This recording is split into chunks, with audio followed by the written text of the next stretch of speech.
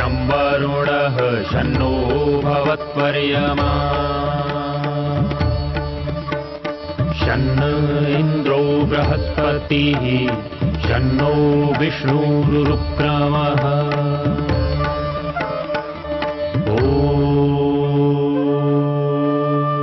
शान्ति शान्ति शान्तिः।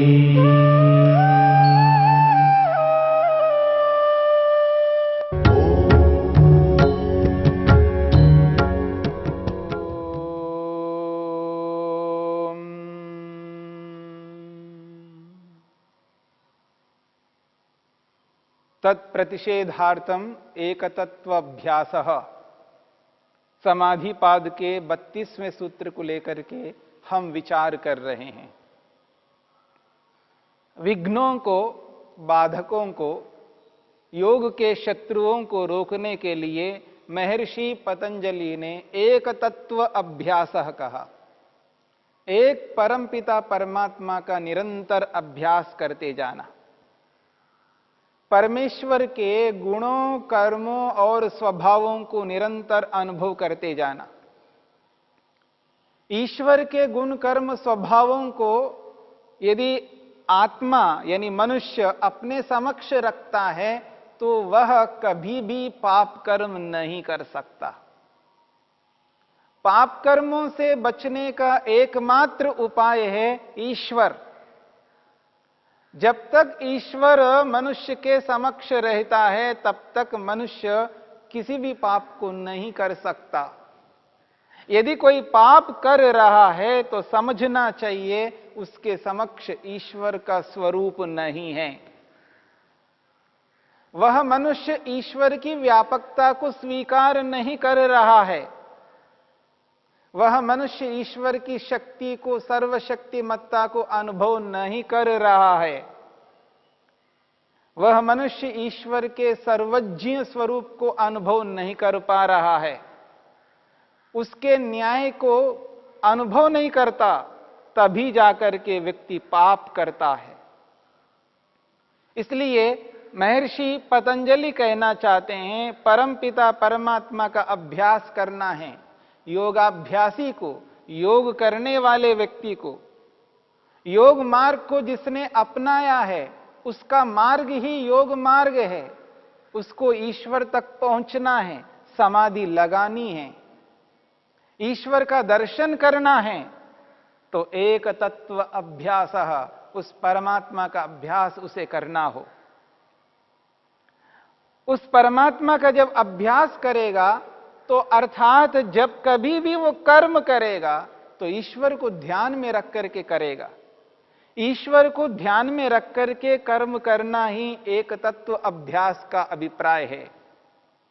यानी ईश्वर को स्मरण रखता हुआ, ईश्वर की अनुभूति रखता हुआ जब व्यक्ति कर्म करता है तो उसको यह एहसास रहता है मेरे को उचित कर्म करना है, अनुचित कर्म नहीं करना, अर्थात पाप नहीं करना, पुण्य करना है और थोड़ा ऊपर उठना है, यानी निष्काम कर्म करना है।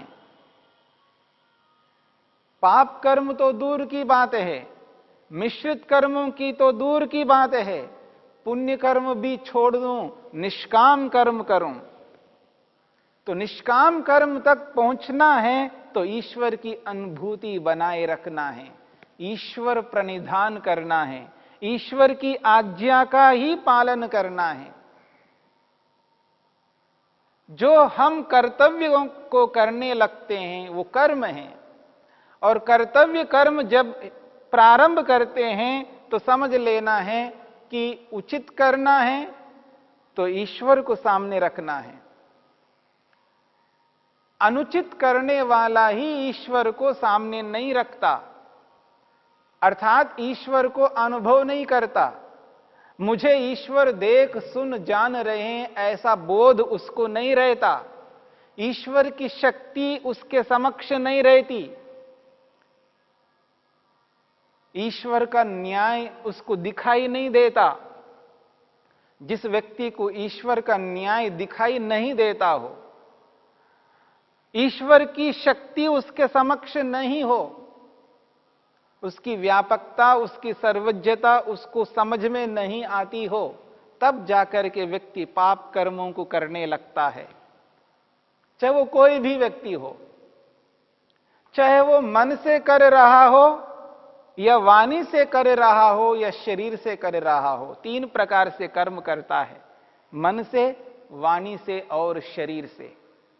एक सीमा तक व्यक्ति शरीर से रुक सकता है, एक सीमा तक वाणी से रुक सकता है, पर मन से बिल्कुल नहीं रुक सकता, क्योंकि मनुष्य, बाहर का समाज, बाहर का डर उसको दिखाई नहीं देता है, इसलिए मन से कुछ भी कर सकता है व्यक्ति, और अंदर जो हो रहा है वो किसी को पता नहीं लग सकता।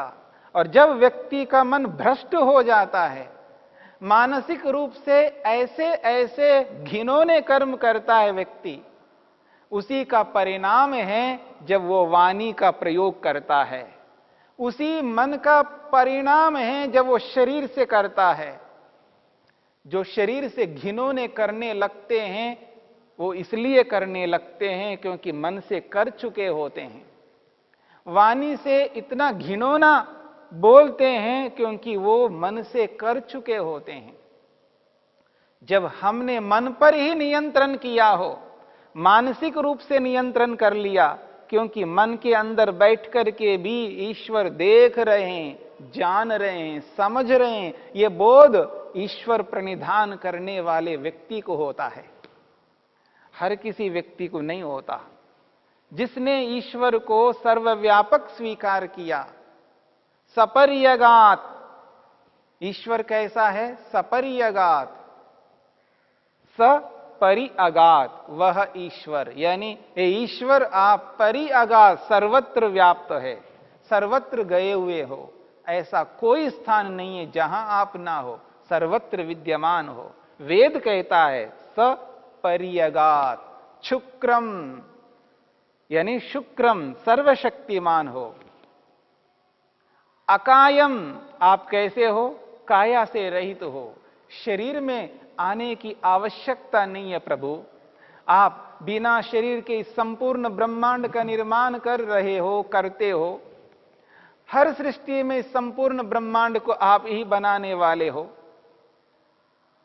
वर्तमान में संसार को चला रहे हो, इसका विनाश भी आप कर सकते हो। बिना शरीर के इस संपूर्ण ब्रह्मांड को आप बना सकते हो, तो बिना शरीर के इस संपूर्ण ब्रह्मांड का पालन पोषण भी कर सकते हो। आप सर्वशक्तिमान हो। शुक्रम, अकायम, काया से, शरीर से रहित हो।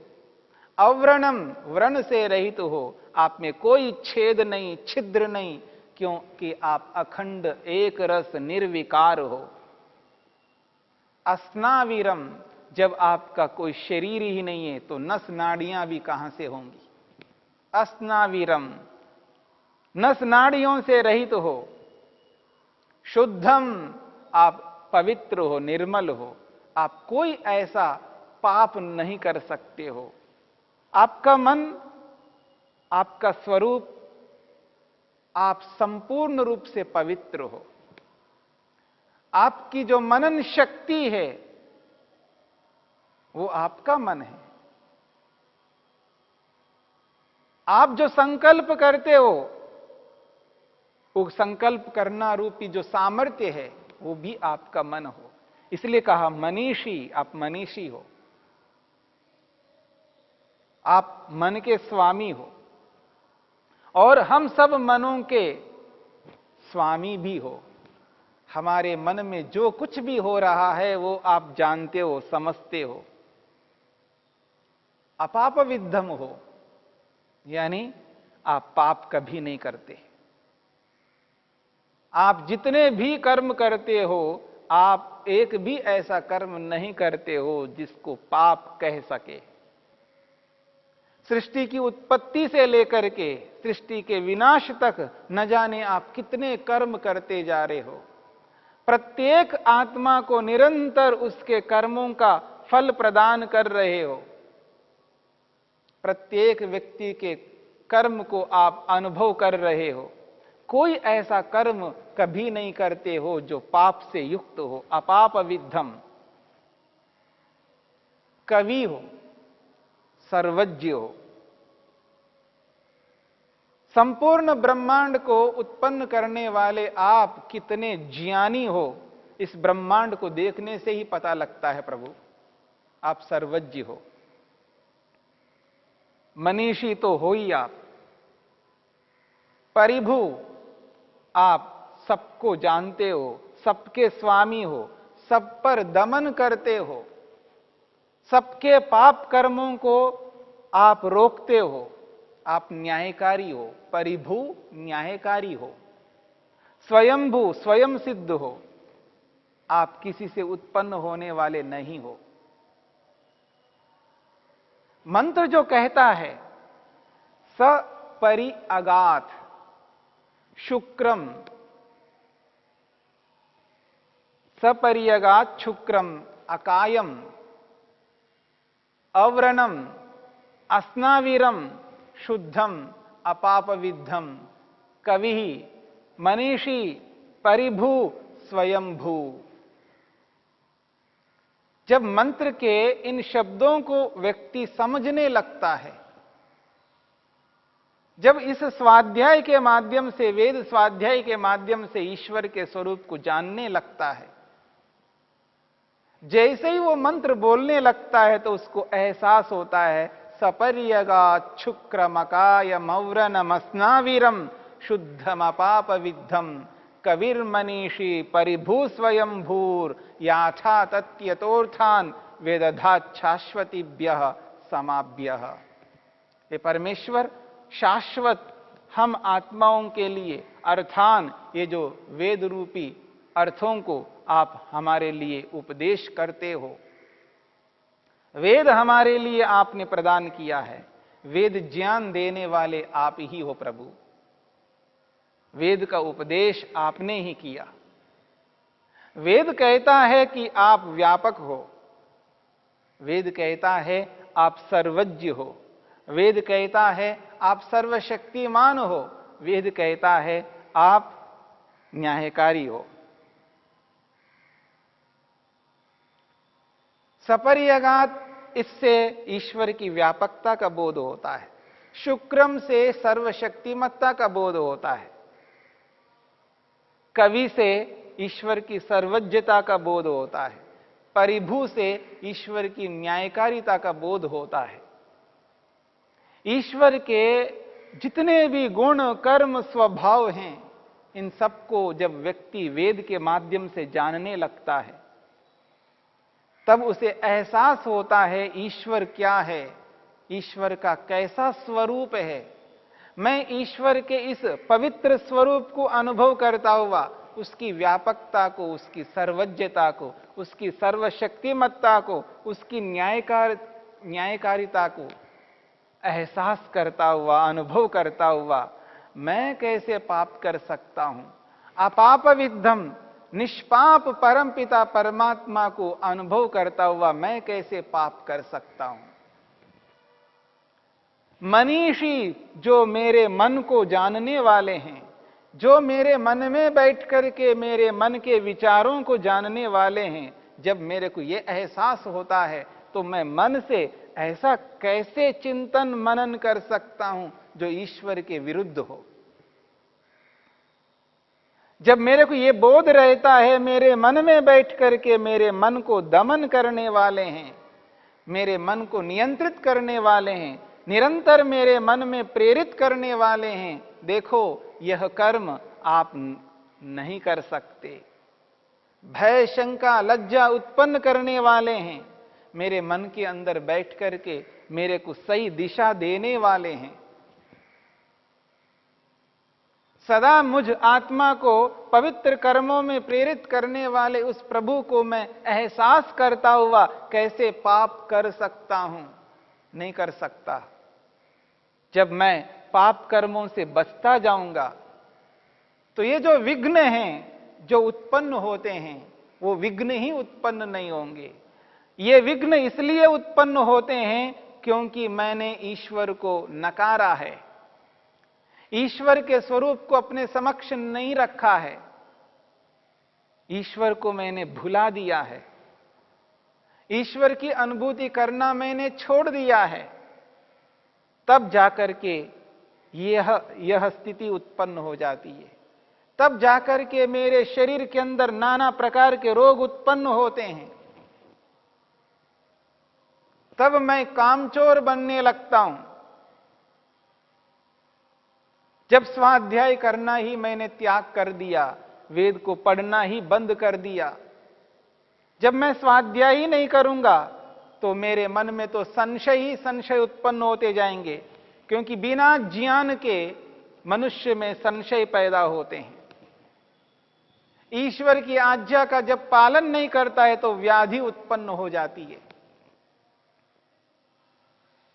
ईश्वर की आज्ञा का पालन ही नहीं करता व्यक्ति, ईश्वर के अनुरूप नहीं चलता, ईश्वर की आज्ञा का पालन ही नहीं कर रहा है तो अकर्मण्यता सामने आ जाती है, कामचोर होने लगता है व्यक्ति, अपने कर्तव्यों को करता नहीं है व्यक्ति। जब व्यक्ति व्याधि से ग्रस्त होने लगता है, अकर्मण्यता से, कामचोरपन से युक्त होता है, इसलिए होता है क्योंकि ईश्वर की आज्ञा का पालन नहीं करता। इस बात को समझने का प्रयत्न करना है। ईश्वर को स्मरण करने का कितना बड़ा लाभ होता है, इस बात को एहसास करना है। जब ईश्वर के स्वरूप को आत्मा समक्ष रखते हैं, अपने समक्ष रखते हैं, अपनी दृष्टि में रखते हैं, अपने सोच में रखते हैं, अपने विचारों में रखते हैं, तो उसका परिणाम है कि हम पाप कर्म नहीं करेंगे, अनुचित कर्म नहीं करेंगे, तब व्याधि अपने आप हमसे दूर होती जाएगी। ये जो व्याधि हमारे समक्ष आती है इसलिए क्योंकि हम ईश्वर की आज्ञा का पालन नहीं करते हैं। ईश्वर के स्वरूप को न जान करके, न समझ करके व्यक्ति ऐसे कर्म करता जाता है जिन कर्मों का परिणाम व्याधि है। इस बात को समझना है। जब व्यक्ति को यह एहसास ही नहीं है तो वो व्यक्ति कर्तव्य कर्मों को क्यों करेगा? अकर्मण्यता से, कामचोरपन से युक्त रहेगा। जब स्वाध्याय नहीं करता है, ईश्वर के स्वरूपों को जानता ही नहीं है तो उसको बोध नहीं होता है। जब बोध नहीं है, ज्ञान नहीं है तो संशय ही संशय जीवन में विद्यमान है। संशय से ग्रस्त रहेगा, हर विषय में उस व्यक्ति को संशय होता रहेगा क्योंकि ज्ञान नहीं है। ज्ञान इसलिए नहीं है, स्वाध्याय नहीं है, वेद पढ़ता नहीं है। इसलिए वेद निरंतर पढ़ते जाना होगा व्यक्ति को। निरंतर का मतलब है रोज वेद को पढ़ना है, कम से कम रोज एक मंत्र को तो पढ़ ही सकते हैं। इतना तो समय हमें निकालना होगा और एक मंत्र को पढ़ करके उस मंत्र में ईश्वर के जिस स्वरूप को बताया गया है उस स्वरूप पर विचार मनन चिंतन करते जाना, तब जाकर के हम उस स्थिति में पहुंच सकते हैं। तत्प्रतिषेधार्थम एक तत्व अभ्यासः।